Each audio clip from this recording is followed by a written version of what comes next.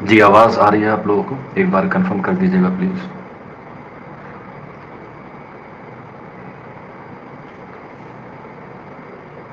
आवाज़ क्लियर है आप लोगों को?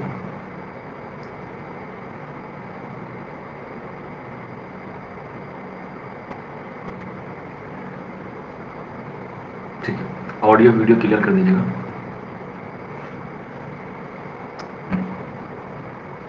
पहले आप तमाम बच्चों का, जो बच्चे हमारे यहाँ से जुड़े हैं, आप सबका खैर मकदम है। चौक इंडस्ट्रियल एकेडमी के ऑफिशियल सेमिनार में मैं फिरोज़, आप लोगों का होस्ट, आप लोगों का एक गाइडर, ये कह सकते हैं एक तरीके से मेंटोर। और दो बातें हैं पहले तो जो मैं आप लोगों से करूँगा, और उसके बाद जो है मैं आपको या आपकी बातों को मैं सुनूंगा।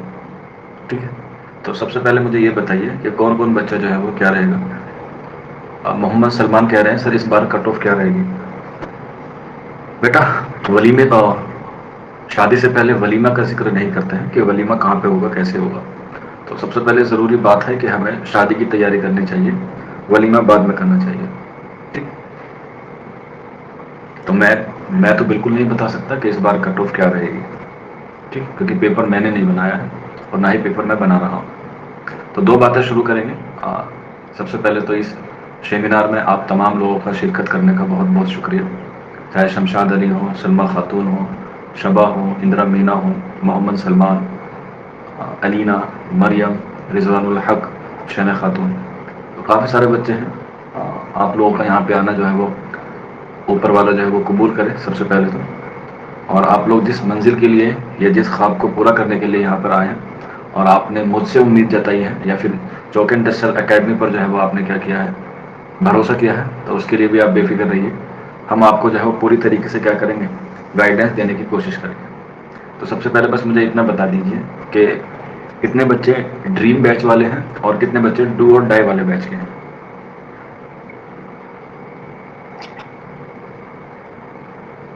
दिल मोहम्मद अंसारी, मरियम सिद्दीकी दोनों से हैं, गुड।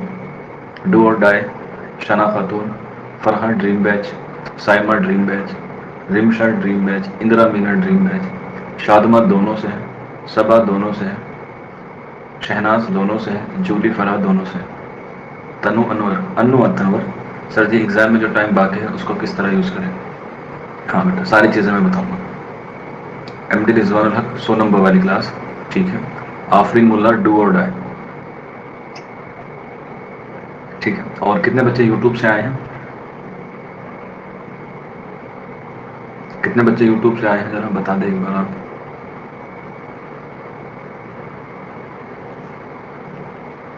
रजत आर्या, वसीम खान 100 नंबर वाली क्लास, इमरान खान, मोहम्मद शाकिर 100 नंबर वाली क्लास। 100 नंबर वाली क्लास तो वही है ना आज, जिसमें आपको फ्री पढ़ाया जा रहा है, सुबह 8 बजे चल रही है वो क्लास। रिजवान अंसारी दंगल सीरीज से, ठीक है। सलमा खातून 100 नंबर वाली class enter series. Mohammad Salman कह रहा है सर मैंने तो कोई सी नहीं लिया आपकी क्लास, फिर तो आपको थोड़ा सा मुश्किल हो सकता है। मोहम्मद सलमान और शमशाद अली। शीबा शेख दंगल से, ठीक है। असल में फिर एक आइडिया लग जाएगा ना मुझे कि मुझे जो है वो आगे का रोड मैप किस तरीके से करना है। तालिब खान दंगल टेस्ट सीरीज से, सुशीला दंगल टेस्ट सीरीज और 100 नंबर वाली क्लास। रजत आर्या सर क्लास लेनी है। बेटा लेनी है, अच्छी बात है, लेकिन थोड़ा देर आए हैं आप, और इसका बेहद हमें खेद है, क्योंकि आपको वक्त की वैल्यू का शायद नहीं पता, इस वजह से। और मैं नहीं बताऊंगा, बल्कि हमारे बैच के बच्चे ही आप लोगों को बता देंगे। आज से 4 या 5 दिन पहले जब डेट नहीं आई थी और मैं क्लास ले रहा था ड्रीम बैच की, ड्रीम बैच की क्लास 10 बजे से होती है, और मैंने उसमें इस बात की ताकीद की थी कि 28 तारीख से पहले पहले आपकी डेट आएगी, और ये बच्चे खुद कंफर्मेशन कर देंगे। और शायद मैं उस वक्त उर्दू के दबिस्तानी तनकीद पढ़ा रहा था, जहाँ तक मुझे याद है। और मैंने कहा था कि या तो 28 से पहले आ जाएगी या 28 के आसपास आ जाएगी। आप लोग कमेंट बॉक्स में चेक कर सकते हैं। इंदिरा मीना, जूली फराह, मरियम सिद्दीकी, सबा, मैंने बच्चों को आगाह किया था। और उसके अगले दिन या नेक्स्ट डे ही क्या आ गई थी, तारीख आ गई थी। और मुझे अंदाज़ा था कि इसीलिए मैंने सबसे पहले जो बैच बनाया उसके लिए DSSS के लिए, वो बनाया था मैंने डू और डाई। और डू और डाई और ड्रीम बैच का कॉम्बिनेशन था जो ऑलमोस्ट ख़त्म हो गया है। बस उसकी एक क्लास बाकी है जिसमें हमें बात करना है उर्दू के रिसाले और अखबारात। सिलेबस जारी कर दिया गया है, इससे बहुत सहूलियत हुई है, लेकिन सिलेबस के अकॉर्डिंग और सिलेबस के पार जाके भी हमें क्या करना पड़ता है, बहुत सारी तैयारियां करनी पड़ती हैं। और रही बात इस बार की कट ऑफ की, तो वो डिपेंड करती है पेपर पे और नंबर ऑफ एस्पिरेंट्स पे कि कितने फॉर्म भरे गए हैं और कितने बच्चे एग्जाम देने आ रहे हैं। मैं दो बातें क्लियर कर देता हूँ जिससे मुझे कोई फ़र्क नहीं पड़ता और उम्मीद है कि आपको भी नहीं पड़ेगा। सबसे पहला तो ये है कि ना तो मुझे पता है और ना ही आपको पता है एग्जैक्ट कि फॉर्म कितने भरे गए हैं। सबसे पहला तो डाउट यही आता है कि सर फॉर्म कितने भरे गए हैं। इससे हमें अंदाज़ा हो जाता है कि एग्ज़ाम का लेवल क्या रहेगा या कंपटीशन क्या रहेगा। जैसे OBC में महज 19 सीटें हैं, तो बहुत बच्चे कह रहे हैं कि सर इसमें जो है क्या हुआ है, सीटें बहुत कम है, 19 सीटें। मुझसे नहीं होगा, बल्कि मैं आपको ये इसलिए बता रहा हूँ क्योंकि अगर आपने ठान लिया कि मुझे सिलेक्शन लेना है, तो आप जो है वो एक सीट पर भी क्या कर सकते हैं, सिलेक्शन ले सकते हैं। इसी की 19 हो या 19,000 हो, उससे फ़र्क नहीं पड़ता, आपको जो है वो एक जो है वो लेना है। दिल मोहम्मद अंसारी कह रहे हैं लगभग 2500 फॉर्म जो है आए हैं। ठीक है, फॉर्म का ये चीज़ें आपने दिमाग से निकाल दीजिए कि कितना कंपटीशन है कितना नहीं। बस आप लोग ये देखिए कि आपकी जो तैयारी है वो कैसी है। अब तैयारी की बात आई है तो तैयारी करनी भी कैसे है। देखो, मैं गारंटी के साथ इस बात को लिख के दे सकता हूँ आप लोगों को, जिस बच्चे ने मेरा डू और डाई बैच लिया है और ड्रीम बैच लिया है, उसकी गारंटीड है कि वो सिलेक्शन हो जाएगा, क्योंकि उसने मेरे साथ 6 महीने का वक्त गुजारा है। और 6 महीने का वक्त में जो टीचर होता है वो जांच लेता है कि किस बच्चे का सिलेक्शन हो रहा है और किस बच्चे का सिलेक्शन नहीं हो रहा। आपने एक कहावत भी सुनी होगी कि ऊँट के पाँव पालने में दिख जाते हैं। तो जो स्टूडेंट का सिलेक्शन होना होता है उसकी क्लास में या टेस्ट सीरीज में जो है वो, और मैं ये आपको तारीफ नहीं कर रहा हूँ बल्कि मैं आपको बता रहा हूँ कि किसी इंसान पे भरोसा करना कितनी बड़ी बात होती है। और आई होप कि आप लोग भी जानते हैं जिस रास्ते पे आप लोग चल रहे हैं, मैं उस रास्ते पे चल के कामयाबी को पहुँच चुका हूँ और मैं भी यही चाहता हूँ कि आप लोग भी उसी मंजिल पर आए। कुछ लोगों ने मेरा हाथ पहले ही थाम लिया था डू और डाई बैच में, और उसके बाद कुछ बच्चे जुड़े ड्रीम बैच में। दोनों ही बैच मैंने बहुत शानदार पढ़ाए हैं। जो बच्चे डू और डाई के हैं उनका रिवीजन हुआ है ड्रीम बैच में। अब कुछ बच्चे ऐसे हैं जो देर से आए हैं, उनकी कोई गलती नहीं है, क्योंकि खुदा ने, ईश्वर ने, भगवान ने सबका टाइम जो है वो मुतय्यन कर रखा है। अब उस टाइम को मुतय्यन तो किया है, अब उस टाइम को हमें क्या करना है, यूटिलाइज करना है। अब अगर एग्जाम्पल के तौर पर देखें कि आपके पास महज 25 से 26 दिन बाकी है, ठीक है, 25 से 26 दिन बाकी है। अगर आप लोग दिन रात मेहनत भी करेंगे ना, तो भी सिलेबस कवर नहीं कर पाएंगे। ठीक है, तो भी सिलेबस कवर नहीं कर पाएंगे। अगर सिलेबस के चक्कर में रह गए तो तैयारी अच्छी नहीं होगी। ठीक है, मोहम्मद शाकिर कह रहे हैं इम्कान सवालात आपकी बुक का क्या रोल रहेगा। मैं गारंटी के साथ कह सकता हूं कि उसमें से 60 क्वेश्चन लगेंगे इम्कान सवालात में से। और अगर आपने मेरी दंगल टेस्ट सीरीज ली होगी या देख रहे होंगे, जो यूट्यूब पर भी चल रही है, उसका भी वही रोल है। जो इम्कान सवालात का रोल है वही जो है वो दंगल टेस्ट सीरीज का है। अनु तनवर कह रही है सर क्वालिफाई कितने पर होगा। डिपेंड करता है किस कैटेगरी से बिलोंग करते हैं। हाँ, लेकिन ये बात और मैं आपको वाज़ेह कर दूं, मुझे एग्जैक्ट तो नहीं पता कि कट ऑफ कितनी रहेगी, लेकिन इतना बता सकता हूँ कि थोड़ी सी हाई रहेगी। पिछली बार जनरल की कट ऑफ 85 थी, तो इस बार आप लोग कम से कम, ज़्यादा भी नहीं तो 110 के आसपास मान के चलिए, कम से कम। क्वालिफाई मैटर क्या रहेगा बेटा, डिपेंड करता है कि आप क्वालिफाई मैटर किस वे में पूछ रहे हैं। हाँ, वो इसलिए जाएगी क्योंकि इस बार जो है वो पेपर फर्स्ट की जो रैंक है, सॉरी पेपर फर्स्ट में जो एलिजिबिलिटी है 40% की, वो हटा दी गई है। यानी कि अब आपको पेपर फर्स्ट में 40 नंबर लाना जरूरी नहीं है, मैंडेटरी नहीं है। हाँ, ऐसी से रिलेटेड है अनु तनवर, तो आप लोग कम से कम 85 का स्कोर करेंगे तो सेव रहेगा। पिछली बार 75 पे था, और पिछली बार फीमेल में जो सीटें भरी गई थी वो भरी गई थी 57, और मेल में जो भरी गई थी वो भरी गई थी 122, यानी कि 122। तो कुल मिला के 177 सीटें भरी गई थी 917 में से, और इस बार है कम तकरीबन 626 के आसपास है। और अब जो क्वालिफाइंग किया जा रहा है वो किया जा रहा है 80% पे। पहले भी 80 था और अब भी 80 पे है। बस अब ये है कि अगर आप पेपर 2 में 60 ले आते हैं और पेपर फर्स्ट में 20 या 25% नंबर ले आते हैं, तो आपका जो है वो क्वालिफाइंग हो जाएगा। लेकिन फिर भी मैं आपको बता के चलूँ कि अगर आप अपना सेफ स्कोर मान के चल रहे हैं जनरल कैटेगरी में, तो 110 के आसपास रहने वाला है। कम से कम 110 तो रहेगा ही रहेगा, क्योंकि उर्दू में बच्चे जो हैं वो बहुत अच्छा पढ़ाई करते हैं, बहुत अच्छा डीपली जाते हैं। तो 90 में से वो आराम से जो है वो 75 या 70 के आसपास कर लेंगे। और फिर रही बात फर्स्ट पेपर की, तो फर्स्ट पेपर में मिनिमम जो है वो 40 आराम से आ जाते हैं, 40-35 नंबर। अगर कैटेगरी है तो 30 नंबर भी मान के चलें तो भी जो है वो आपका हो जाएगा।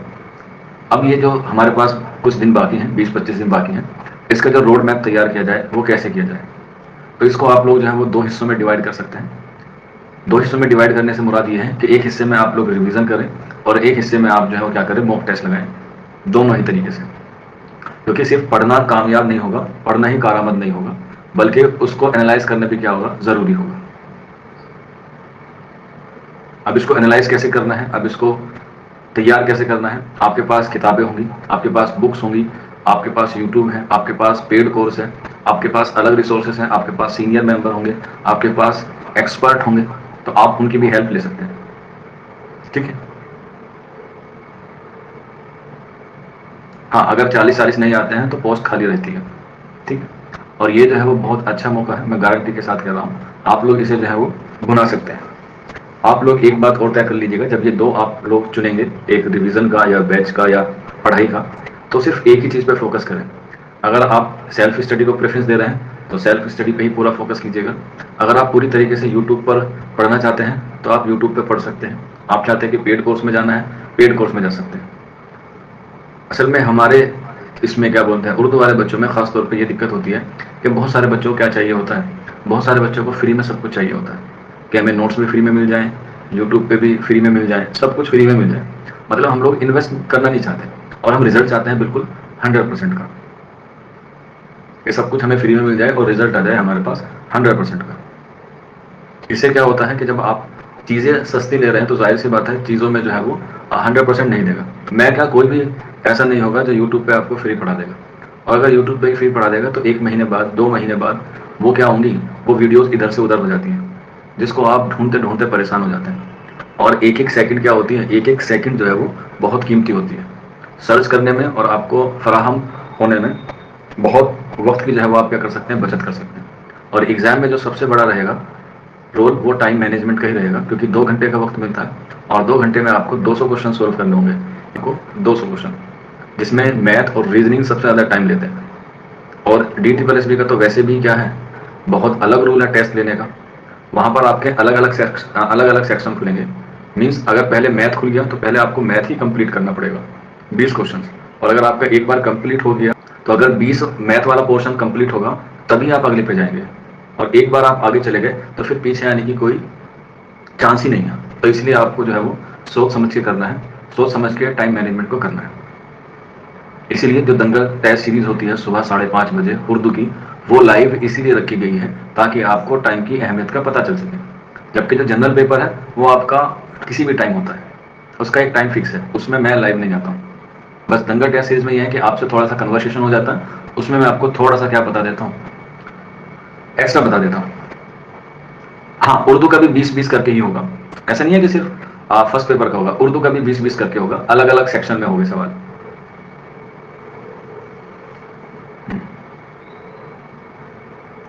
बाद में अलग अलग जो है वो आपको क्वेश्चंस मिलते हैं, उर्दू में भी 20-20 नंबर के सेक्शन होते हैं। तो इसका मतलब ये हुआ कि आपको अब तैयारी कैसे करनी है, आपको जो है वो अपना रोड मैप कैसे बनाना है। सबसे पहले तो मैं आपको यही बताऊंगा कि अगर आप जॉब करते हैं या आप बिजनेस करते हैं या जो आप भी मशरूफियात हैं, उनको रिक्वेस्ट है कि उनको जो है वो थोड़ी सी देर के लिए या थोड़े दिनों के लिए आप क्या कर दें, बंद कर दें। आज से 2 महीने पहले एक बच्चे ने मुझसे पूछा था कि सर मैं जॉब करता हूँ और मुझे तैयारी करनी है और मुझे हर हाल में सिलेक्शन लेना है। तो मैंने उसे यही सजेशन दिया कि आप सबसे पहले अपनी जॉब छोड़ दें। और उनकी जॉब 20-22 हज़ार की थी, घर में अकेले कमाने वाली थी, असल में फीमेल कैंडिडेट थी। तो उन्होंने क्या किया, जॉब छोड़ दी और वो पूरी तरीके से क्या लग गए, मेहनत में लग गए। क्योंकि मैं आपको बता दूं, कुछ पाने के लिए कुछ खोना ज़रूर पड़ता है। तो इसलिए उन्होंने अपनी जॉब छोड़ी 20-22 हज़ार रुपये की, क्योंकि आज का तो नुकसान है वो आने वाले वक्त का फ़ायदा देगा। अगर आपने 20-22 हज़ार रुपये छोड़े हैं तो ऊपर वाले ने आपके लिए 70-80 हज़ार रुपये रखे हैं, और इतनी ही सैलरी है DSSB TGT की, 70 और 80 के आसपास में आपको मिलेगी सैलरी। पहले हो सकता है कि थोड़ी सी कम मिले, लेकिन फिर बाद में इतनी आ जाती है आराम से। तो कहने का मकसद ये है कि सबसे पहले तो ये देख लें कि आपका मोटो क्या है। तो उस बच्चे में पूरी लगन थी और मैं भी उसका काफ़ी सजेशन दिया उसको इसी बात पे क्योंकि मुझे पता था कि वो बच्चा जो है वो मेहनत कर लेगा, और वाकई में उस बच्चे की मेहनत दिखाई दे रही है मुझे। तो उन्होंने छुट्टी ले ली, तो उसने अपने काम को अच्छे से करा और अल्लाह उनको कामयाब करेगा, ऐसी उम्मीद है हमें, हमारी दुआएं हैं उनके साथ, सभी के साथ। तो जब आप छुट्टी ले लेते हो तो आपका जो माइंड है वो अलग अलग डिवाइड नहीं करता।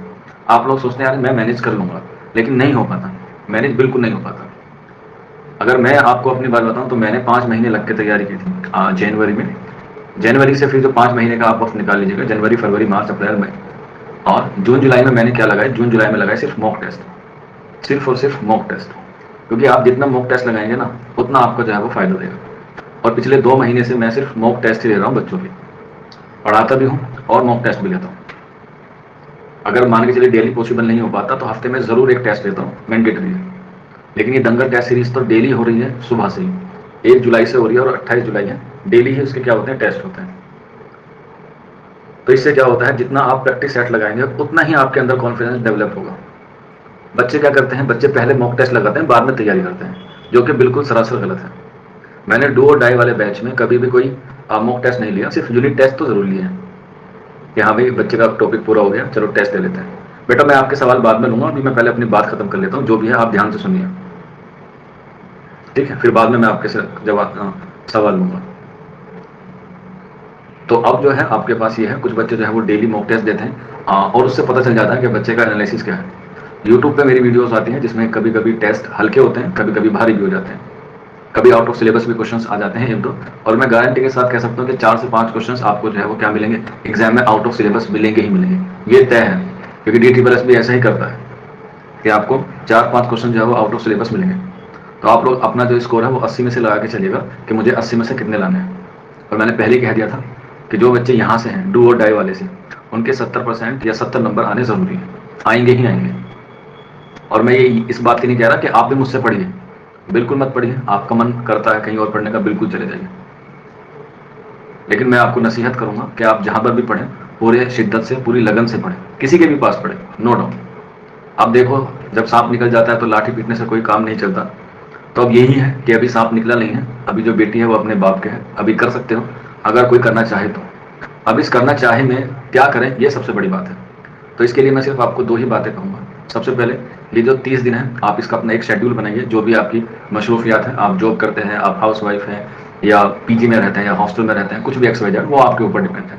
मैं इसमें कुछ नहीं कर सकता कि आपका शेड्यूल क्या है। आपको रात को पढ़ने का अच्छा लगता है, आप रात को पढ़िए, आपका दिन को लगता है, आपको दिन को पढ़िए, ठीक है। एक बात तो ये आप लोग नोट कर लीजिएगा। दूसरी बात ये कि कंपैरिजन मत कीजिएगा किसी से भी। I humble request to you, all of you, a don't comparison, किसी से भी कंपैरिजन मत कीजिएगा कि भाई मेरा दोस्त वो पढ़ रहा है, मेरी फ्रेंड वो पढ़ रही है, उसने मुझे वो सजेशन कर दिया, उसने मेरा वो सजेशन कर दिया। आपकी लाइफ है, आपके एग्जाम है, तो आप उसे अपनी तरीके से जो क्या कर सकते हैं, बिल्कुल उसे जो है वो एग्जाम में क्वालिफाई कर सकते हैं। वैसे तो मैं आपको सलाह देता हूँ कि आप लिटरेचर पढ़िए, लेकिन लिटरेचर पढ़ने का कोई काम नहीं है। अब क्या काम है, आपके जो नोट्स होंगे, जो आपने बनाए होंगे, उसे आप लोग क्या कीजिए, उसे रिवीजन कीजिए। चौक इंडस्ट्रियल अकेडमी पे जो नोट्स हैं वो दिए जाते हैं, लेकिन मैं बच्चों को रिकमेंडेशन करता हूँ कि आप अपने नोट्स बनाइए, ताकि आपकी जो लैंग्वेज है वो आपको समझ में आ जाए। हो सकता है मेरी लैंग्वेज या हमारे नोट्स आपको जो है वो क्या ना आए, समझ में ना आए, तो इसका मतलब यह है कि आप क्या कर सकते हैं, अपने नोट्स खुद बना सकते हैं। और जब आपके नोट्स तैयार हो जाएंगे तो आपके पास रिवीजन के लिए बहुत वक्त बच जाता है कि बार बार आपको लिखने की जरूरत नहीं पड़ती। आप जो है वो उसी रिवीजन में से जो है वो पढ़ सकते हैं और उसी में से जो है वो आप क्या कर सकते हैं, अपनी तैयारी कर सकते हैं। अब ये जो रोड मैप आप तैयार करेंगे रिवीजन का, अभी इसमें आप लोग कुछ नया ना पढ़ें तो बेहतर है। उर्दू में खास तौर पे, उर्दू में ज़्यादा सिलेबस है नहीं, मुश्किल से देखा जाए तो 20 से 25 जो है वो आपके टॉपिक हैं। और अगर आप एक दिन में एक भी टॉपिक कवर करेंगे तो भी क्या हो जाएगा, आपका क्या हो जाएगा, तैयार हो जाएगा। और ज़रूरी नहीं है कि आपको पूरा सिलेबस कंप्लीट करना है, अगर आप 70 या 80% भी सिलेबस को कवर कर लेंगे तो ईजिली हो जाएगा। हालांकि इससे पहले वाले बच्चे UGC नेट JRF के उर्दू को सिलेबस को मद्देनजर रखते हुए तैयारी करते थे, उसमें मैं भी शामिल हूँ, ठीक है। तो उसका सिलेबस तो बहुत वाइड था, इसका सिलेबस तो वैसे भी बहुत कम कर दिया गया। तो जो टॉपिक आपने अभी तक नहीं पढ़ा है उसे पढ़ने की बिल्कुल भी कोशिश ना करें, जो आपने पढ़ लिया है उसको जो है वो बहुत डीप ले जाइएगा, ठीक है। प्रीवियस ईयर क्वेश्चंस जितनी बार आप चाहें लगा सकते हैं, ऐसा नहीं है कि आपने सिर्फ एक बार लगा दिया, नहीं, आपको जब भी मौका लगे, जितने वक्त भी लगे, उसे जो है वो आप प्रैक्टिस करते रहिए। अगर एक क्वेश्चन या एक पेपर आपने 3 से 4 बार रिवीजन में निकाल दिया तो कोई भी एग्जाम आपके लिए टफ नहीं लगेगा। असल में उर्दू वाले तालिब इल्मों के साथ ये सबसे बड़ी मुश्किल रहती है कि उन्हें कोई गाइडेंस नहीं मिलती। उन्हें कोई सही तरीके से इंफॉर्मेशन नहीं मिल पाती, इसलिए वो क्या करते हैं बेचारे, दर बदर की ठोकरें खाते हैं, दर बदर भागे फिरते हैं कि कहीं से हमें कोई बता दे, कहीं कुछ हमें यूट्यूब पे मिल जाए सर्च करने पे। जैसे कोई बच्चा अगर ढूंढना चाहे देवेंद्र सत्यार्थी का या बलराज मीनरा का या अहमद नदीम कासमी का, तो उसका कंटेंट है ही नहीं। अगर आप पढ़ना भी चाहेंगे तो बहुत देर में जाके, बहुत दिनों में जाके आपके पास वो सारा मटेरियल या वो सारा मवाद रहेगा। तो कुछ टॉपिक ऐसे होते हैं जिनको आपको जो है वो खुद तैयार करने पड़ते हैं, और उससे जो है वो आपको क्या मिलता है, बहुत फायदा मिलता है। लेकिन कुछ बच्चे कहते हैं सर हमें फायदे की जरूरत नहीं है, हमें एक्सपीरियंस चाहिए, आप पढ़ा दीजिए, हम उसी में से जो है वो कर लेंगे। तो उर्दू में तो यही है, आपने जो नोट्स बनाए हैं आप उनसे इस्तिफादा हासिल कर सकते हैं। अगर आप कोई गाइड पढ़ रहे हैं, कोई सी भी गाइड पढ़ रहे हैं, तो उस पर भरोसा रखिए और उसी को जो है वो आप क्या करते रहिए, रिवीजन करते रहिए। अगर नोट्स नहीं भी बनाए हैं किसी बच्चे ने, तो आप क्या कर सकते हैं, उन्हीं गाइड पे भरोसा करके आप लोग क्या कर सकते हैं, अपने आप को तैयार कर सकते हैं। या फिर आप किसी की यूट्यूब की जाके उसकी फ्री वीडियोस देख के उससे भी अपने नोट्स बना सकते हैं। लेकिन नोट्स बनाने का वक्त बिल्कुल नहीं है अभी, सिर्फ और सिर्फ आपका वक्त है अभी रिवीजन करने का। ठीक, तो इसका मतलब यह है कि उर्दू में सिर्फ आप अच्छे होंगे, क्योंकि उर्दू के ताल्बे इल्म में आपने बीए में, बीएड में, सीटेट में उर्दू पढ़ा होगा, लेकिन वहाँ का उर्दू में और ये कॉम्पिटेटिव एग्जाम के उर्दू में बहुत फर्क होता है। वहाँ पर आपको सब्जेक्टिव लिखना होता है, यहाँ पर आपको सिर्फ ऑब्जेक्टिव देता है। यहाँ पर जो है वो आपका एंड माइंडेड क्वेश्चन होते हैं, यहाँ पे आपके ऑप्शंस लिमिटेड होते हैं कि एक में से आप, चार में से आपको एक ही सही करना है, और उन चार में से एक सही करने के लिए आपको दिन रात मेहनत करनी पड़ती है। मैं भी आप लोगों के साथ कर रहा हूँ, आप लोग भी कर रहे हैं। इसमें फर्स्ट पेपर जो है जिसमें बच्चे जो है वो सबसे ज़्यादा डरे हुए होते हैं, या सबसे ज़्यादा उसमें जो है उनको डर लगता है। तो देखिए, अगर आप वाकई में सिलेक्शन चाहते हैं तो उर्दू वाले तालिब इल्म खासतौर पर तो मैथ को स्किप कर सकते हैं। इसका मतलब यह है कि आप मैथ वाले ऑप्शन को, उस पर ज़्यादा तवज्जो ना दें। अगर आपको चाहते हैं कि मैं मैथ में जो है वो कुछ अच्छे स्कोर कर लूँ, तो कुछ टॉपिक्स होते हैं जिनको आप तैयार कर सकते हैं, सिर्फ और सिर्फ वहीं से आपको क्वेश्चंस मिल जाएंगे। आपको स्कूल में ना तो मैथ पढ़ानी है और ना ही मैथ का आगे कुछ काम आता है, कहीं मैथ का काम नहीं आता। मैथ को स्किप कर सकते हैं।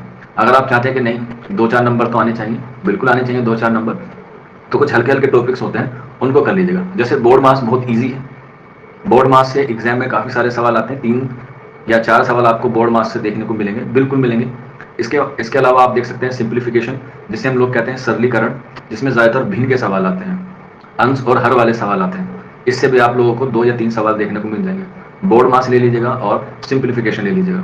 इसके अलावा एसआई होता है, यानी कि सिंपल इंटरेस्ट जिसे कहते हैं, साधारण ब्याज हम जिसे कहते हैं, ये वाला टॉपिक ले लेंगे तो इससे भी जो है वो आपको सवाल जो है वो देखने को मिल जाएगा।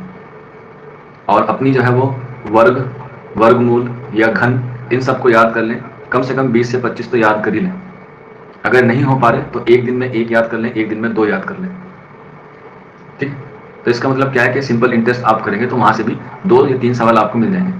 अगर आपके ले दे के मैथ में 6 या 7 नंबर भी आ गए तो भी बहुत सफिशिएंट है।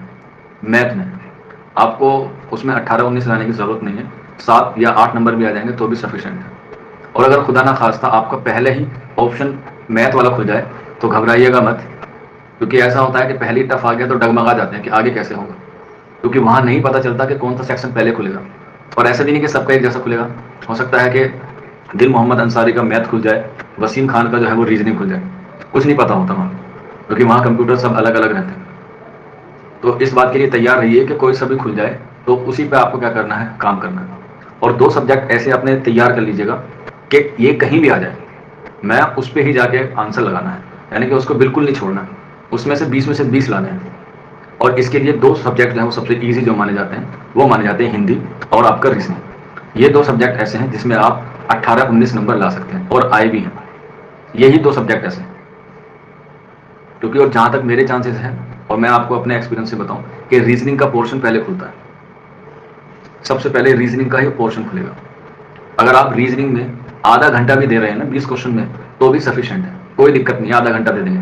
लेकिन शर्त यह है कि आपको पूरा उस पर तय होना चाहिए, आपको उस पर पूरा यकीन होना चाहिए कि मेरे 18-19 क्वेश्चन सही हैं। आधा घंटा अगर आप उसे दे रहे हैं,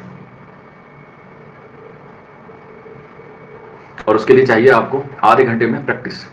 आप चाहें तो ये जो बाकी के दिन हैं इस पे 2 ही सब्जेक्ट पे कमांड कर सकते हैं, हिंदी पे और रीजनिंग पे। मैथ को छोड़ दीजिए, इंग्लिश को छोड़ दीजिए और जीएस को तो छोड़ ही दीजिए। तो 40 नंबर अगर आपके यहाँ से भी आ जाएंगे दोनों से, तो भी आपका सफिशिएंट है। और लोगों के आए भी हैं, मैं आपको बता रहा हूँ। पी चंद्रा, क्या सवाल है आपका? अन्नू तनवर कह रही है जी सर दोनों सब्जेक्ट में 18 तक पहुंच रहे हैं। ठीक है, गुड है। जरूरी नहीं है कि आपको पूरा समेटना है, आपको टॉप करना है, आपको सिलेक्शन लेना है। तो सिलेक्शन के लिए ये 2 सब्जेक्ट भी जो है वो क्या है, सफिशिएंट है, क्योंकि उर्दू आपका जो है वो अच्छा हो जाएगा। और जीएस तो इतना बड़ा समंदर है कि आप चाहकर भी उसे पार नहीं कर सकते। तो अगर आप चाहें तो रीजनिंग में और हिंदी में, इन दोनों में अच्छा स्कोर कर सकते हैं। और रही बात उसकी कि इंग्लिश कैसे करें, तो देखिए इंग्लिश में 5 क्वेश्चन बहुत इजी आते हैं। सबसे इजी अगर कोई क्वेश्चन आते हैं तो वो इंग्लिश में आते हैं, और वो होता है उसका पैराग्राफ यानी कि कॉम्प्रिहेंशन। बस आपको कॉम्प्रिहेंशन में से छांटना होता है उसका आंसर। हिंदी में भी ऐसे ही होता है और इंग्लिश में भी ऐसा होता है। अगर मैं बात करूँ इंग्लिश में कुछ आपको टॉपिक्स जो कवर करने हैं, तो सबसे पहले आप फिल इन द ब्लैंक्स देख लीजिएगा। इसके बाद टेंस देख लीजिएगा, मोडाल्स देख लीजिएगा। मोडाल्स का मतलब होता है शुड, कुड, इस तरीके से, मस्ट, माइट, मे। इसके अलावा आप आर्टिकल देख लीजिएगा। ठीक है, मतलब ज़्यादा लिटरेचर पढ़ने की जरूरत नहीं है और ना ही ज़्यादा ग्रामर पढ़ने की जरूरत है। 2-4 टॉपिक मैं आपको बता रहा हूँ, उसी से आपको 6-7 नंबर देखने को मिल जाएंगे। कॉम्प्रिहेंशन के 5 क्वेश्चन आप लोग तैयार रख लीजिएगा कि अगर कुछ भी नहीं होगा तो कॉम्प्रिहेंशन में आप 5 ले आएंगे, क्योंकि उसी में से आपको सवाल ढूंढने होंगे। तो सबसे पहले आप फिल इन द ब्लैंक्स देख लीजिएगा, क्योंकि जब आपने फिल इन द ब्लैंक्स देख लेंगे तो आपका एरर वाला क्वेश्चन बिल्कुल ठीक हो जाएगा। एरर के 2 सवाल आते हैं, उसमें लिखा रहेगा, कोई एक क्वेश्चन रहेगा, उसमें आपको एरर बताना है कि इसमें एरर क्या है। ऑप्शन दिए रहेंगे कि यहाँ पे इज आना चाहिए था, यहाँ पे आर आना चाहिए था, यहाँ पे एम आना चाहिए था, जो भी आना चाहिए था। तो fill in the blanks, error. अब ये दोनों कैसे सही होंगे, इसके लिए आपको पढ़ना पड़ेगा tense, modals, article, adjective, noun, pronoun. ये कुल मिला के जो है वो आपके 8 टॉपिक हैं, और 8 टॉपिक से आपको 8 से 10 सवाल मिल जाएंगे। वोकैबुलरी बिल्कुल मत कीजिएगा, खामे खा टाइम वेस्ट है, मत कीजिएगा वोकैब। मैं बता रहा हूँ, वोकैब मत कीजिएगा। और एक क्वेश्चन तो बिल्कुल आपके लिए तय है इंग्लिश में आना, और वो है स्पेलिंग एरर। आप कितनी भी स्पेलिंग पढ़ लेंगे तो भी आपको पता नहीं कि एग्जाम में कौन सी आ जाएगी। तो 1 नंबर तो यहाँ से भी आ जाएगा आपका स्पेलिंग एरर से। तो ये 8 टॉपिक हो गए इंग्लिश में। रीजनिंग में आपको जितना डीपली जाना है आप जा सकते हैं, उसमें कोई हद नहीं है। हिंदी में जितना आप पकड़ बना सकते हैं उतनी बनाइए, क्योंकि एक तो वो आपकी मातृभाषा है और उस पर जो है वो आपको कमांड करना है। एरर वाला हार्ड लगता है, वो इसलिए लगता है ना क्योंकि आपने मॉडल्स नहीं पढ़े हैं, आपने एडजेक्टिव नहीं पढ़ा है, आपने नाउन नहीं पढ़ा है, आपने प्रोनाउन नहीं पढ़ा है। मैंने अपने खुद के हैंड रिटन नोट्स जो है वो बच्चों को फ्री में दिए हैं कि आप ये वाले नोट्स पढ़ लीजिएगा जो मैंने पढ़े, और उसी से जो है वो आपका काम बन जाएगा। इंग्लिश के भी दिए हैं मैंने, हिंदी के भी दिए हैं मैंने, जीएस के भी दिए हैं, सबके नोट्स मैंने बच्चों को फ्री में दिए। टेलीग्राम पे डाल दिए हैं, जिस बच्चे को चाहिए वो वहां जाके भी ले सकता है, पढ़ सकता है। अगर किसी के पास लिंक नहीं है तो मैं उसे डाल दूंगा इस सेमिनार के बाद। वही नोट्स हैं, वही पीडीएफ हैं जो मैंने खुद अपने हाथ से लिखे। मैंने सारे नोट्स अपने खुद हाथ से लिखे, कुछ यूट्यूब से हेल्प ली है, कुछ लिटरेचर पढ़ के लिए है, और उसमें रोल रहा है ज़्यादातर मेरा जवाहरलाल नेहरू यूनिवर्सिटी का, यानी कि JNU का, क्योंकि मैंने तभी से जब उसकी प्रिपरेशन की थी जब मैं JNU में था। तो यहाँ पे आप लोगों के लिए 2 सब्जेक्ट हो गए जो मैंने आपको बता दिए, जिस पे आपको कमांड करनी है, रीजनिंग पे और हिंदी पे। जितना भी आपको चाहे आप इन दोनों सब्जेक्ट को वक्त दे सकते हैं, जितना आपके पास हो। मैथ के मैंने आपको 2-3 टॉपिक बता दिए हैं, इंग्लिश के मैंने आपको 2-3 टॉपिक्स बता दिए हैं, और इसके बाद आती है जीएस की। जीएस में देखो मैं कुछ नहीं बताऊंगा, आपको जो हिस्सा आपको लगे उस पर आप लोग कमांड कर सकते हैं। लेकिन फिर भी मैं आपको बताऊंगा कि आपके पास 20 से 22 दिन है, तो आप अगर डेली एक आर्टिकल भी याद करेंगे तो एटलीस्ट आर्टिकल 32 तक आपके सारे याद होने चाहिए। 1 से लेकर 32 तक आर्टिकल आपको सारे याद होने चाहिए। इसके अलावा संविधान सभा की जितनी बैठक हुई है, जो जो उसमें सदस्य रहा है, जो जो उसमें बात है, जो जो उसमें समिति बनी है, वो आप लोग याद रख लीजिएगा। अगर जीएस वाले पोर्शन में आपको नंबर चाहिए तो पॉलिटी को ज़्यादा अच्छा करें, पॉलिटी से ज़्यादा सवाल आएंगे। हिस्ट्री से 1-2 सवाल आ सकता है, पॉलिटी से ज़रूर आएंगे। तो और पॉलिटी में भी कौन से पोर्शन से आएंगे, ये आर्टिकल 32 तक, जिसमें क्या है, हमारे मौलिक अधिकार सब कुछ है। तो आर्टिकल 14 से लेकर 32 तक हमारे क्या है, सारे के सारे मौलिक अधिकार हैं, यानी कि 6 अधिकार हैं। तो इन जब आप 6 अधिकारों को आप लोग पढ़ेंगे, डेली एक पढ़ेंगे, तो भी आपको जो है वो काम बन जाएगा। अगर आपको डेली याद नहीं हो रहा तो अभी जब 1 तारीख आएगी, 1 तारीख से 27 तारीख के बीच में जितनी भी तारीख होंगी उसमें आप लोग क्या कर सकते हैं, एक आर्टिकल याद कर सकते हैं। फॉर एग्जाम्पल जैसे आज 28 तारीख है, क्या है 28 तारीख है, तो आप बताइए कि 28 आर्टिकल में क्या लिखा हुआ है। सिलेबस में 3 नंबर सेक्शन ABC आता है श्रीमान जी, प्रैक्टिस सेट नंबर 3 पार्ट से होंगे ना, हाँ सभी से होंगे, सभी से। अब मुझे नहीं पता ना कि आप मेरी दंगल टेस्ट सीरीज में जो है वो कहाँ तक देख चुके हैं। अभी तो उसमें मैंने सिर्फ 7 ही अपलोड किए हैं, और 7 में से भी 2 में तो आवाज़ ही नहीं है। मैं रिकॉर्ड करता हूँ, पता नहीं आवाज़ क्यों कहाँ चली जाती है, समझ में नहीं आता। ठीक, तो मैंने पहले कहा कि आप यूट्यूब पे भरोसा कर सकते हैं, नो डाउट। MD रिजवान हक 100 नंबर वाली क्लास के बारे में बता दीजिए। 100 नंबर वाली फ्री है, उसके लिए कोई पैसा नहीं लगता है, बस उसके लिए एक टेस्ट होता था जो 49 रुपये देता था, उसके बाद उसको कोई फीस नहीं देनी है, सिर्फ और सिर्फ 49 रुपीज़ देने थे। और तकरीबन उसकी क्लास 2-2.5 महीने से चल रही है, सुबह 8 बजे चलती है, वो फ्री है। अगर बहुत सारे बच्चे ऐसे कहते हैं कि सर आप पैसों के लिए पढ़ाते हैं, आपको पैसा कमाना है, तो इसलिए हम लोगों ने एक नया बैच शुरू किया था जिसमें 100 नंबर वाली क्लास थी, और उसी में जो है वो हमने बच्चों को फ्री क्लासेस दी हैं और अभी भी दी है। वो अलग बात है कि 100 नंबर वाली क्लास में चौक इंडस्ट्रियल अकेडमी के अलग टीचर लेते हैं, मैं नहीं लेता हूँ, बस यही फर्क है। तो रही बात जीएस वाले पोर्शन में, तो जीएस वाले पोर्शन में आप लोग पॉलिटी पे फोकस कीजिएगा, हिस्ट्री को स्किप कर दीजिएगा, हिस्ट्री पढ़ने की कोई ज़रूरत नहीं है, ठीक है। आपने जितनी पढ़ रखी है उतनी सफिशिएंट है, हिस्ट्री पे ज़्यादा मत जाइएगा। और इकोनॉमिक्स को छेड़िएगा भी मत गलती से भी। अगर आपको लगता है कि मैं इकोनॉमिक्स पढ़ के एक अर्थशास्त्र बन जाऊंगा, तो बिल्कुल मत छेड़िएगा इकोनॉमिक्स वाले पार्ट को। अगर वाकई में आपको इकोनॉमिक्स में पढ़ना है, तो बस आप पंचवर्षीय योजना पढ़ लीजिएगा, सिर्फ और सिर्फ पंचवर्षीय योजना। मेरे ख्याल से 13 या 14 पंचवर्षीय योजना होती हैं, हो गई हैं अब तक। ये कौन सी कब हुई, किसमें क्या हुआ, किसका अध्यक्ष क्या था, ये पंचवर्षीय योजना आप लोग पढ़ लीजिएगा, ठीक। मजमून निगारी से कोई इतना खास लगाव नहीं है नवाजा सिद्दीकी, मजमून निगारी में इंशाइया याद है सारे। तो इसलिए मैं आपसे कह रहा हूँ कि इकोनॉमिक्स को छेड़िएगा मत, बस आप लोग ये याद कर लीजिएगा कि पंचवर्षीय योजना हुई थी। और इसके अलावा नोबेल पुरस्कार इकोनॉमिक्स क्षेत्र में किसको मिला था, कुछ अच्छी अच्छी बातें होंगी, वो आप लोग याद रख लीजिएगा। क्या है करंट अफेयर्स किस लेवल का आता है सर? बेटा एक एक चीज़ें बताने दे दो, मैंने कहा ना कि मैं आपको बताऊंगा, रुको सब्र करो, इकोनॉमिक्स तो खत्म हो जाने दो, करंट अफेयर्स पे भी आप लोग। तो इकोनॉमिक्स में आप लोग पंचवर्षीय योजना कर सकते हैं, और हाल में जो चीज़ हुई है क्षेत्र के हवाले से, जैसे जीडीपी हुआ, जीएसटी हुआ, एफडीआई हुआ, इन पे अगर आप चाहें तो रोशनी डाल लेना, कोई दिक्कत वाली बात नहीं।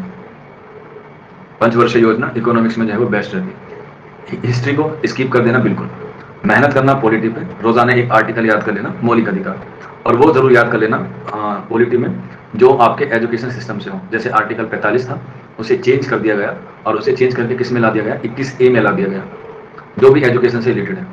और पीडब्ल्यूडी वाले भी देख लेना, स्पेशल कैटेगरी वाले, क्योंकि उसमें जो है वो अभी कुछ दिन पहले बदलाव किया है।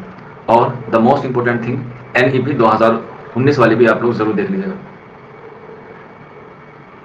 ठीक है। हॉल टिकट कब आ जाएगा? हॉल टिकट आएगा 1 हफ्ते पहले, ठीक। आप लोग अपना टिकट बुक करा लें, 26 का या 25 का अभी करा लें, क्योंकि बाद में सीटों का वो रहता है। आप एक काम से जो है वो नक्की हो जाइएगा। NEP जरूर देख लीजिएगा, नहीं 1986 वाली भी, 1978 वाली भी, सॉरी 68 वाली, 1968 वाली भी, 1986 वाली भी, 1992 वाली भी, 1996 वाली भी, 2005 वाली भी, 2009 वाली भी, और 2018 वाले भी, और 19 वाले भी। ये पूरा परफॉर्मा है NEP का। यहाँ से भी आपको 3 से 4 सवाल देखने को मिलेंगे NEP से। और जितने भी ये आयोग हैं वो भी आप लोग याद कर लीजिएगा। 1948 वाले जो सबसे पहले आयोग है, विश्वविद्यालय आयोग, जिसे हम लोग कहते हैं राधा कृष्णन आयोग। उसके बाद मुदालियर बना, कोठारी बना, फिर नई शिक्षा नीति आई। ये सारी चीजें जो है वो आप लोग याद कर लीजिएगा। हाँ 2020 वाले से भी आएगा NEP से, कब बनी, कैसे बनी, कितने लोग थे, क्या चेंजेस किए गए, क्या मोटो था, ये सारी चीजें आप लोग याद कर लीजिएगा NEP की। इसके बाद बचता है आपका जनरल साइंस। जनरल साइंस में आप ज्यादा मत कीजिएगा, जनरल साइंस में आपसे सिर्फ और सिर्फ रासायनिक नाम पूछे जाएंगे। जनरल साइंस में सिर्फ यही आता है कि बताइए इसमें कौन सा अम्ल पूछा जाता है या इसका रासायनिक सूत्र क्या है, बस। जो उसकी पीरियोडिक टेबल होती है, जो पूरी बड़ी होती है, उसे याद नहीं करना है, और ना ही आपको साइंस का कोई आगे काम आने वाला है। बस ये याद कर लीजिएगा जो उसके सिंबल होते हैं या उसका फॉर्मूलाज होते हैं। जैसे आपको पता होगा कि सोडियम का, नमक का क्या होता है, तो सोडियम क्लोराइड होता है, NaCl2 होता है। जल का क्या होता है, H2O होता है। कैल्शियम का क्या होता है, Ca होता है। प्लेटिनियम का क्या होता है, मैग्नीशियम का क्या होता है।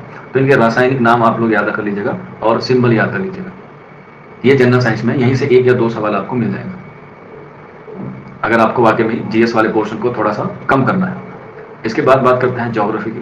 बेटा ज्योग्राफी तो ऐसा है, देखो ज्योग्राफी तो बहुत बड़ा है, लेकिन फिर भी इंडिया की जो खास चीज़ें हैं उस पर आप लोग जो है याद कर लीजिएगा ज्योग्राफी में। हिस्ट्री को मैं फिर कह रहा हूँ कि स्किप कर दीजिएगा, कोई ज़रूरी बात नहीं है अगर आप उस पर नहीं भी कर पा रहे, क्योंकि हिस्ट्री में आप चाह कर भी उसे कवर नहीं कर पाएंगे। जैसे क्वेश्चन आ सकते हैं, बिल्कुल आ सकते हैं, नदियों से आ सकते हैं, पहाड़ों से आ सकते हैं, उद्यान से आ सकते हैं, एरिया से आ सकते हैं, दिशा से आ सकते हैं, बिल्कुल आ सकते हैं, डायरेक्शन से भी आ सकते हैं। और हाँ, रीजनिंग में बताना आप लोगों को भूल गया, डायरेक्शन वाला पोर्शन जरूर कर लीजिएगा। पिछली बार 3 सवाल थे डायरेक्शन से। तो ज्योग्राफी आप अपने हिसाब से भी देख सकते हैं। प्राचीन इतिहास से कुछ बनते हैं ना, अगर बनते भी होंगे तो वो आपको आ जाएंगे रजत आर्य, उसकी कोई दिक्कत नहीं है। इसके बाद बचता है करंट अफेयर्स, जो फर्स्ट पेपर का सबसे मुश्किल और सबसे वाहियात पार्ट होता है, जो ना तो आपके बस में है और ना ही मेरे बस में। पता नहीं चलता कहाँ से जो है वो आपको वहाँ से क्वेश्चन आ जाए करंट अफेयर्स।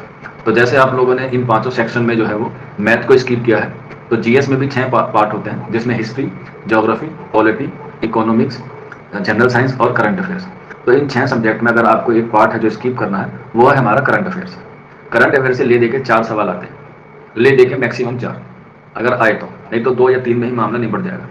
और अब इन 2 या 3 क्वेश्चन के लिए आपको कम से कम 6 महीने का जो है क्या पढ़ना पड़ेगा, आपको सिलेबस का कवर करना पड़ेगा करंट अफेयर्स का। अब 2 नंबर के लिए 6 महीने पढ़ना कोई तुक नहीं बनता, इसीलिए आप लोग जो है क्या करें, मेन चीज़ें जो है वो पढ़ लें।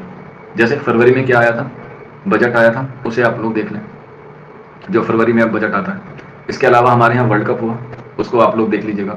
अभी T20 वर्ल्ड कप हुआ, वो आप लोग देख लीजिएगा।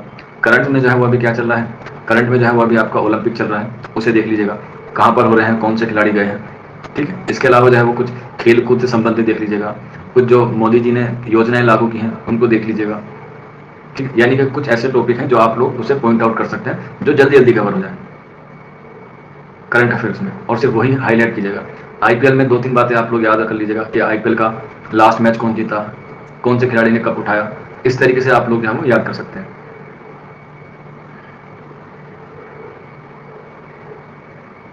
ठीक। तो ये सारी चीजें हुई, आप लोग इस तरीके से जो है वो कर सकते हैं। और जब आप ये सारी चीजें करेंगे तो एक चीज का खास तौर से ध्यान रखिएगा, और वो है आपका सब्र।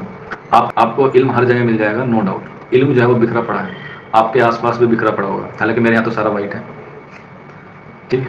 तो ये वाइट जो दीवारें हैं, इस पे आप लोग अपनी तारीफ लिख सकते हैं, वो आपके ऊपर डिपेंड है कि आप उसे कैसे लिखेंगे।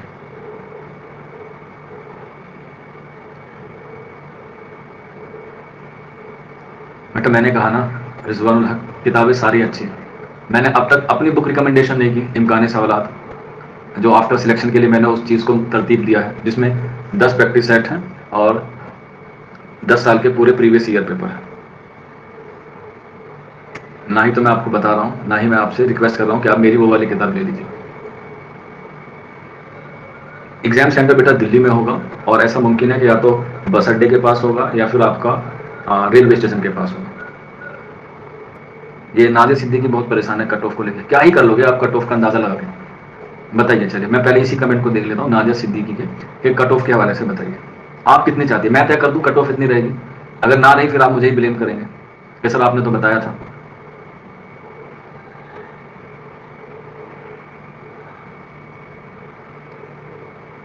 हाँ बेटा, लड़कों के तो बुरे हालात होते हैं, लड़कों में ही तो कंपटीशन होता है।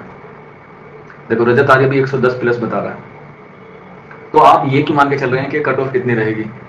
मेरी कोई यूट्यूब पे वीडियो आई है जो मैंने आपको बताया कि कट ऑफ इतनी रहेगी। आप फिर मैं अपने घर पर रख लूंगा, क्योंकि आप लोगों की दुआ से मैंने नया भी घर ले लिया है जॉब लगने के बाद।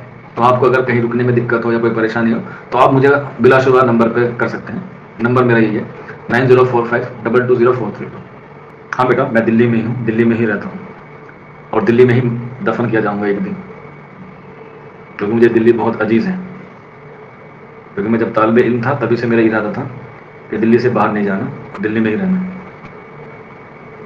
हाँ बेटा, दिल्ली के एयरपोर्ट के पास तो कोई 10 किलोमीटर के आसपास तो कोई स्कूल भी नहीं है, और स्कूल की बात छोड़िए, स्कूल में होता नहीं है पेपर, जो होता है वो लैब में होता है। हाँ बिल्कुल, रजत आर्य ने सही बताया, जिसके पास उस्ताद होगा और खुद पर भरोसा होगा। बिल्कुल, देखिए एक होता है आपके पास इल्म होना, और एक होता है इल्म के साथ आपके पास एक्सपीरियंस होना, दोनों बहुत ज़रूरी होते हैं। आप इल्म से क्या कर सकते हैं, इल्म से आप मैदान को फतह कर सकते हैं, नो डाउट, लेकिन डिपेंड भी करता है कि आपने वो मैदान कितने वक्त में जो है वो फतह किया।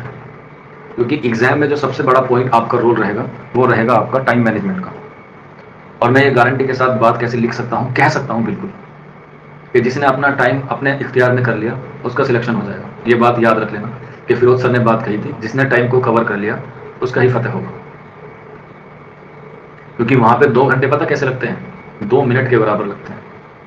आप नजरें उठाकर नहीं देखेंगे कि आपके बगल में कितनी खूबसूरत लड़की बैठी है, या आपके बगल में कितना हैंडसम लड़का बैठा है, या सिलेक्शन के बाद ये हमारे स्कूल में आएगा, या ये हमारी आने वाले वक्त में जो क्या होगा, दोस्त बनेगा, जो भी एक्स वाई जेड है। रिजवान अंसारी, हाँ, तो ज़ोक की तरह ही, सही कहा आपने। शेर भी है उनका, है सुखनवर इन दिनों दक्कन में बहुत, मगर ज़ोक कौन जाए दिल्ली की गलियां छोड़कर। हाँ, मुझे सबसे खूबसूरत शहर दिल्ली ही लगता है। सब चीज़ फराहम हो जाती है, ईजिली हो जाती है। हाँ, जो ना आए उसे स्किप कर देना। दोनों लैंग्वेज में रहेंगे टीचिंग एप्टीट्यूड के। हाँ, वो हिंदी में भी आएंगे और इंग्लिश में भी। जितने भी क्वेश्चंस आपके होंगे फर्स्ट पेपर में, वो दोनों लैंग्वेज में रहेंगे। ऊपर हिंदी में रहेगा और नीचे इंग्लिश में रहेगा, दोनों ही। आपको जोन सी प्रेफरेंस लगे आप वो कर सकते हैं। बाइलिंगुअल पेपर होता है, इस बार कोई घबराने वाली बात नहीं, बाइलिंगुअल होगा।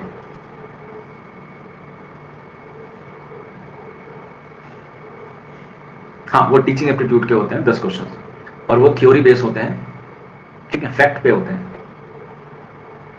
नहीं, एनईपी यहाँ नहीं आएगा, एनईपी यहाँ नहीं आएगा, एनईपी आपका जनरल पेपर में आएगा। यहाँ पे टीचिंग से रिलेटेड आएंगे, जैसे कि आपके आईक्यू लेवल पे ज्यादा आएंगे। मीन्स दे दिया जाएगा, आपको एक सिचुएशन दे दी जाएगी और उसको आपको जो है वो करना पड़ेगा। ऑप्शंस याद नहीं है बेटा शहनाज, ऑप्शंस देखना पड़ेगा। अनु तनवर दोनों को 1-1 घंटा दे दिया जाए तो सही रहेगा। 1 घंटे में आप नहीं कर पाएंगे फर्स्ट पेपर को, अनु नहीं कर पाएंगे। 1 घंटे में नहीं हो पाएगा, 1 घंटे से ज्यादा ही वक्त लगेगा। 1 घंटा 10 मिनट मान लें या 1 घंटा 15 मिनट मान लें। अगर मैं मान के चलूँ सेफ स्कोर रहेगा तो वो रहेगा 1 घंटा 10 मिनट फर्स्ट पेपर के लिए, बहुत सफिशिएंट है। ठीक है, हाँ, 1-10 जो है वो सही रहेगा, इससे ज्यादा नहीं रहेगा। और उसमें भी आपका जो जीएस वाला पोर्शन है और ये हिंदी वाला पोर्शन है, ये दोनों 10 मिनट में निपट जाने चाहिए, क्योंकि मैथ और रीजनिंग आपका टाइम ज्यादा लगेगा। रीजनिंग के लिए कहाँ का वीडियो देखें सर? रीजनिंग के लिए करियर विल वाले एक सर हैं, मैं आपको बता दूं, उनका नाम है अरुण सर। आप चाहें तो उनकी वीडियोस देख सकते हैं, बहुत अच्छा पढ़ाते हैं। यूट्यूब पे उनसे अच्छी रीजनिंग मुझे नहीं लगता कोई और पढ़ाता है।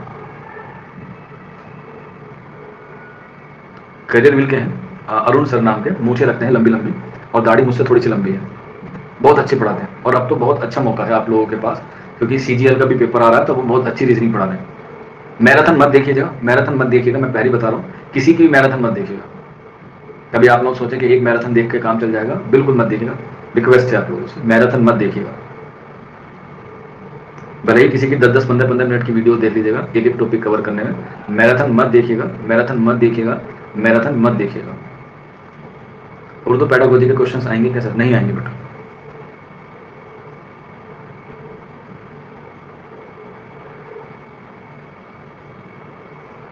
सर कोविड-19 से रिलेटेड भी क्वेश्चन आ सकते हैं क्या जीएस में? हाँ, आ सकते हैं, बिल्कुल आ सकते हैं। हो सकता है कोविशील्ड किसने बनाई, कोवैक्सीन किसने बनाई, बिल्कुल आ सकते हैं। और हिंदी के लिए बेटा, हिंदी का नहीं कह सकता मैं, सॉरी। सेक्शन सी क्या है बेटा? सेक्शन सी है उर्दू की मुख्तलिफ तहरीकें, उर्दू की मुख्तलिफ तहरीकें। जैसे सबसे पहले कौन सी आती है? सबसे पहले आती है अहयाम गोई। अहयाम गोई के रद्द-ए-अमल में आती है इस्लाही तहरीक। इस्लाही तहरीक के बाद फिर आती है आपकी ये अलीगढ़ तहरीक। अलीगढ़ तहरीक के जवाब में जो है वो कौन सी आती है? अलीगढ़ तहरीक के जवाब में कौन सी आती है? रूमानी तहरीक आती है, रूमानी तहरीक। रूमानी तहरीक के बाद तरक्की पसंद तहरीक आती है। तरक्की पसंद तहरीक के रद्द-ए-अमल में आती है हल्का अरबाब ज़ौक़। इसके बाद अंजुमन पंजाब लाहौर आती है, और इसके बाद अंजुमन हिमायत इस्लाम लाहौर आती है। ये कुल मिला के 8 तहरीकें हैं जो आपको पढ़नी है। इसके बाद आती है सेक्शन सी में उर्दू के तनकीदी दबिस्तान, जिसमें नफ्सियात, तासुरात, उसलूबियात, मार्कसी, तरक्की पसंद, हैयती, जदीद, ये सारी आपके तनकीदी दबिस्तान में आते हैं। और इसी में आते हैं दबिस्तान दहली और दबिस्तान लखनऊ। इसके बाद आते हैं उर्दू अदब में तनकीद का रुझानात, जिसमें आपका मशरिकी आ जाता है तनकीद के हवाले से। मशरिक में ये जो अरब वाले होते हैं, जैसे कुदामा इब्न जाफर, इब्न खल्दून, ये सारी चीज़ आ जाती है, इनकी तसनीफ आ जाती है। इब्न रशीक आ जाता है। इसके अलावा मगरिब के नक्काल आ जाते हैं, जैसे लॉन जाइंस हुआ, टी.एस. एलियट हुआ, मैथ्यू आर्नोल्ड हुआ, ठीक है, आई.ए. रिचर्डसन हुआ। इन सारे के कोल जो है वो आपको याद रखने हैं। इसके बाद चौथा पॉइंट आता है जो सेक्शन सी में है, और वो है दक्कन में उर्दू अदब का आगाज़ और इर्तिका। बहमनी सल्तनत से शुरू होता है। बहमनी में फिर 5 इदवार आते हैं, बरीद, बरार, इमाद, निज़ाम, कुतुब शाही और आदिल शाही। इसमें कुली कुतुब शाह और आदिल शाही दौर के आपको पढ़ना है। ये 2 किताब, ये वाला टॉपिक जो है वो आप उसमें कवर कर सकते हैं। ये सेक्शन सी है। हाँ, अरब वाले भी पढ़ने हैं, अरब वालों की तसनीफ पढ़नी है खास तौर पे, जिसमें 3 मैंने आपको बताए हैं, कुदामा इब्न जाफर, इब्न खल्दून और इब्न रशीद, क्योंकि ये सेक्शन सी में ही आता है। तनकीदी रुझानात, रुझानात का मतलब है कि तनकीद कहाँ से शुरू होकर आती है। तो तनकीद जो है वो उर्दू का ताल्लुक जो है वो कहाँ से जाता है, अरब से ही जाता है पहले। नहीं, उर्दू ग्रामर नहीं आएगी नादिया सिद्दीकी, उर्दू ग्रामर नहीं आएगी, उर्दू से सवाल नहीं आएंगे। अगर आएंगे भी तो बहुत बेसिक से आएंगे, अगर आए भी तो वैसे चांसेस नहीं आने के बिल्कुल। रिजवान कह रहा है सर आपका कौन सा बैच अच्छा रहेगा, डू और डाई या ड्रीम बैच? बेटा ये दोनों एक सिक्के के 2 पहलू हैं। डू और डाई क्या है, सिलेबस के रिलीज होने से पहले का बैच है, और ड्रीम बैच सिलेबस के रिलीज होने के बाद का बैच है। हाँ, सनद से सवाल आएंगे, बिल्कुल आएंगे। दिल मोहम्मद अंसारी, सनद से सवाल आते हैं, नो डाउट, लेकिन सनद से 1 या 2 सवाल यहाँ आपको देखने को मिलेंगे, ज्यादा नहीं। हाँ बेटा, अनु तनवर, 10th की 9th 10th 11th 12th ये 4 सेक्शन है या ये 4 क्लासेस हैं, इनकी एनसीईआरटी देखनी है। और एक सेक्शन में या एक क्लास में 4 किताबें होती हैं। जैसे अगर हम 9th की बात करें तो 9th में 4 किताबें हैं, जैसे जान पहचान हुआ, दूर पास हुई, गुलिस्तान अदब हुआ, एक किताब हो। तो इन चारों क्लास की या चारों सेक्शन की आपको एनसीईआरटी देखनी है, और एनसीईआरटी में भी सिर्फ उनका पीडीएफ में जो फहरिस्त है वो देखनी है। जैसे पूछ लिया जाएगा कि बताइए हिंदू मुसलमान किसकी नज़म है, बहादुर बनो किसकी नज़म है, एक पौधा और घास किसकी नज़म है, तो ये एनसीईआरटी में ही है। ठीक है, जैसे हिंदू मुसलमान है तिलोक चंद महरूम की है, बहादुर बनो सूरज नारायण मेहर की है, एक पौधा और घास इस्माइल मेरठी की है, जुगनू भी है। तो इस तरीके से जो उसमें नज़म है वो आप लोग पढ़ लीजिएगा, ये जो मजमून है वो आप लोग पढ़ लीजिएगा। जैसे डॉक्टर जाकिर हुसैन का एहसान का बदला एहसान आप लोग कर सकते हैं। और रही बात अशआर की, क्योंकि अशआर भी आएंगे, तो अशआर के ज़्यादा चांसेस हैं एनसीईआरटी से आएंगे। जो उसमें गज़ल है, जो उसमें नज़म है, वहीं से आपको सवाल देखने को मिलेगा, नज़म में या गज़ल में। जैसे मीर अनीस की गज़ल है, ठीक है, और ज़ौक़ की गज़ल है, और मीर की गज़ल है, इस्माइल मेरठी की नज़म है, इकबाल की नज़म है। ये सारी चीज़ें आप लोग वहाँ से पढ़ लीजिए। बेटा डिपेंड करता है, आफरीन मुल्ला आप मेरे ख्याल से कर्नाटका से हैं।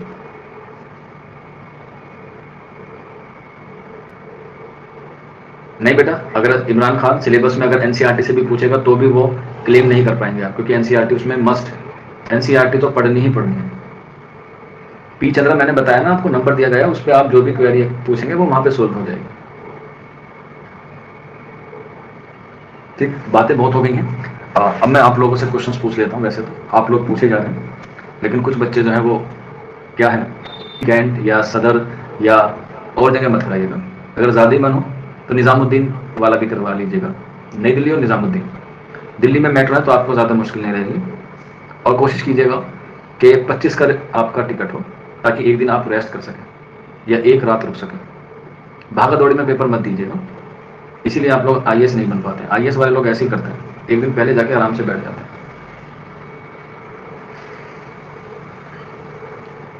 बताइए बच्चों, फिर कोई और सवाल हो आप लोगों का, जो भी हो।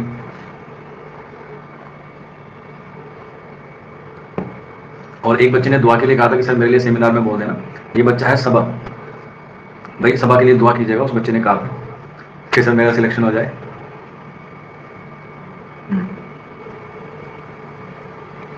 हाँ, 10 साढ़े 10 बजे पहुंच जाना। उसमें लिखा रहेगा बेटा, टाइमिंग लिखा रहेगा, कब पहुंचना है कब जाना है। 1 घंटे पहले वो रख लेते हैं अंदर। ठीक है भाई, सभा के लिए दुआ करना। वो बेचारा बहुत परेशान थी।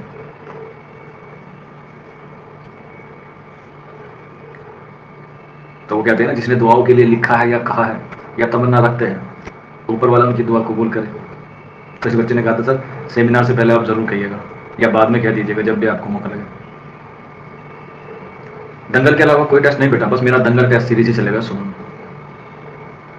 बेटा, मेरे पास पूरा नाम नहीं आ रहा है, प्रेमचंद, यूपी में गाजीपुर से हूँ। ठीक है बेटा, बेटा मैं कह रहा हूँ ना, मैंने तो कह दिया। उस बच्चे ने मुझे स्पेशल कहा था कि सर मेरा नाम ले लीजिएगा, तो मैंने उसका नाम ले लिया। नहीं तो मैं वो कौन सा मुझे खाने को दे रहा है। आप मुझसे कह देते तो मैं भी कह देता। अब जिसने मेरे से जिम्मेदारी दिया मैं तो उसे पूरी कर रहा हूँ। हाँ बिल्कुल, वसीम खान ने सही कहा, मेहनत करने वालों की दुआ अपने आप भी जो है वो कर लेता है। देखो, एग्जाम से पहले आपकी मेहनत है और एग्जाम के बाद आपकी दुआ है, तो दोनों ही जरूरी है। फिर कोई काम करो उसमें वालिदैन की इजाज़त ज़रूर लेना, ज़रूर, कुछ भी हो जाए, वो चाहे जैसे भी करें उसी पे ही लब्बे एक कह के काम को आगे बढ़ाओ। तो मेरा ये रहता था कि मैं जब भी एग्ज़ाम देने जाता तो माँ से ज़रूर मिलके जाता, बस। माँ बाप की थोड़ी खिदमत भी करें, ऐसा ना हो कि बस पढ़ाई में मशगूल हो जाए। आपकी अम्मी कह रही है मेरे सिर में दर्द हो रहा है बेटा, ज़रा गोली लिया, तो ऐसा मत कीजिएगा, पहले गोली ला के अम्मी को या माँ को या बाप को किसी को भी दे दीजिएगा, क्योंकि हमारे नबी का कौल है कि सर्द महीना हो, ईशा का वक्त हो और मेरी माँ आवाज़ लगा ले तो मैं नमाज छोड़ दूँ। तो माँ का मर्तबा तो काफ़ी बड़ा है, तो इसीलिए सर आपने इमोशनल की बात नहीं है बेटा, हकीकत से रूबरू मैं आप लोगों को करा रहा हूँ। बहुत सारे बच्चे जो है वो मेहनत करते हैं लेकिन अपने माँ बाप की कदर नहीं करते, तो जब आपकी मेहनत ज़ाया तो होगी ही, क्योंकि आपने उनकी कदर नहीं की जिनकी करनी चाहिए थी। नहीं, एनसीईआरटी के राइटर के बारे में कुछ नहीं पढ़ना है, बस फहरिस्त पढ़नी है या उनका टॉपिक पढ़ लेना। राइटर तो वही पढ़ना है जो आपके निसाब में है, DSSS। ठीक। और वैसे भी सावन का महीना चल रहा है, लड़कियां आप लोगों के लिए 16 सोमवार का व्रत रख रही हैं, तो लड़के तो व्रत रख लेंगे, उनका तो काम चल जाएगा। लड़कों को तभी चीज़ें मिलेंगी जब वो एग्जाम निकालेंगे, क्योंकि जब तक नहीं है नौकरी कोई नहीं देगा आपको अपनी छोकरी।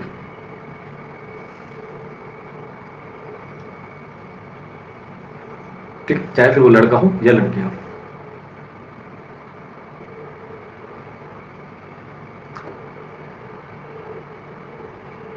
हाँ सहमत बिल्कुल रहेगा, सेफ रहेगा।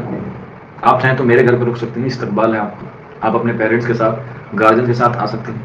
आप लोगों की दुआ से बहुत बड़ा घर है, बहुत अच्छा घर है, कोई बात नहीं, सबको संभालेंगे हम लोग। सिर्फ मैंने आपको पढ़ाया नहीं है, मैंने डू और डाई बैच या ड्रीम बैच में आपको सिर्फ एक तालिब इल्म या एक एस्पिरेंट्स के लिए नहीं देखा है, बल्कि एक मेंटोर के तौर पे देखा है आप लोगों को अपने लिए। इसलिए मुझे सुबह पढ़ाना पसंद भी नहीं है कभी, लेकिन फिर भी काफ़ी सारे बच्चे कहते सर हम जॉब पे जाते हैं, हम नहीं पढ़ पाएंगे, हमें सुबह चाहिए। तो मैं चलो ठीक है, देखते हैं फिर।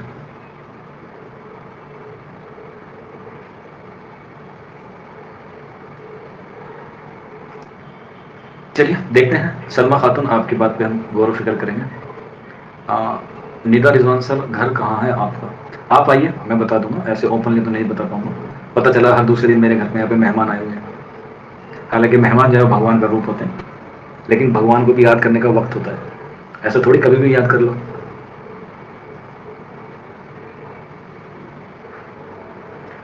दिल मोहम्मद अंसारी है क्या क्लास में, सेशन में? दिल मोहम्मद अंसारी, हाँ ठीक है, ओके ओके, ठीक है दिल मोहम्मद अंसारी।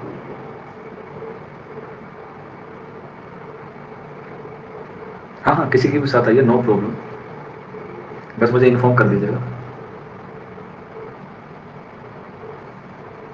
बाकी 2 जगह या 2 या 3 जगह सेंटर बनते हैं, दिल्ली में ज़्यादा नहीं बने क्योंकि एस्पिरेंट्स बहुत कम है और एक ही शिफ्ट में सबका एग्जाम हो जाएगा। तो जो रूल होता है जिसे हम लोग कहते हैं, होता है ना क्या करना, उसे नॉर्मलाइजेशन करना, वो नहीं होगा। तो मैं लास्ट में बस एक बात कहना चाहूँगा आप लोगों से, अपने ऊपर फोकस रखिए, बस सिर्फ और सिर्फ अपने ऊपर,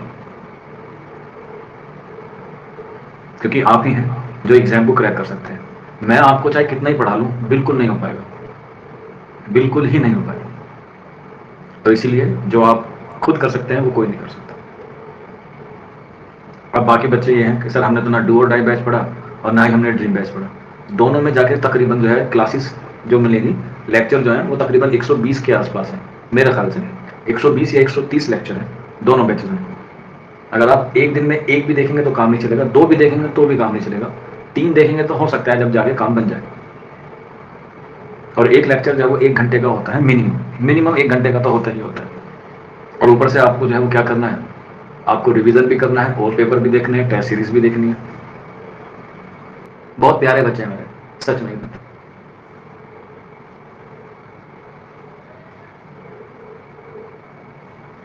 ठीक है, चलिए फिर आप लोग आराम कीजिए, संडे का दिन है, थोड़ा खाना वाना खाइए, कुछ अच्छा बनाइए, कुछ अच्छा खाइए। अगर मैं टीचर ना होता तो खाने बनाने वाला होता।